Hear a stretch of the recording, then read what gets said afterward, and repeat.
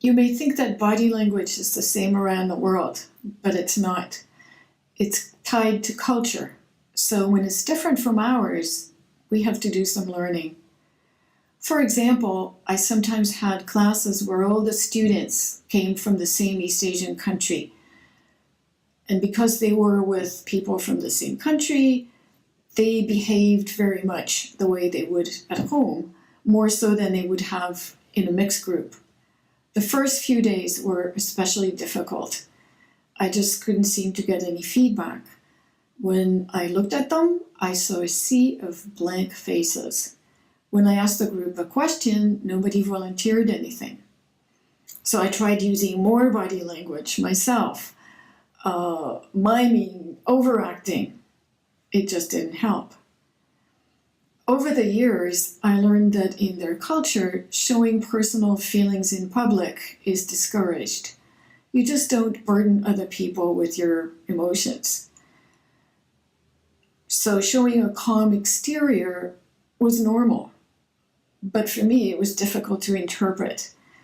I had to learn to watch for subtle signs, a very slight frown, a little flicker of understanding in someone's eye. I also learned that group harmony is important in their culture. You don't want to stand out from the group. So when I was asking the group a question, they didn't know what to do. I had to learn to ask individual students, and then they were forced to answer, and I knew if they understood or not. Every culture has its quirks that we have to discover. In some cultures, making eye contact is not a sign of respect. To show respect, you look down. To us, it seems shifty. Personal space is another area where there are large differences.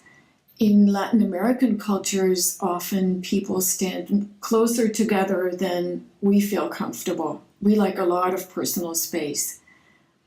When I had conversations with Latin American students, I often had to take a deep breath because their face would be a few inches from mine and they were looking at me very intently.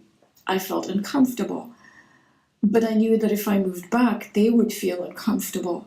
So we had to negotiate a kind of personal space that worked for both.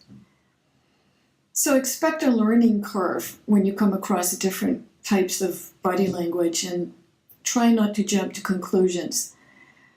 Try to get to know the people and their cultural norms.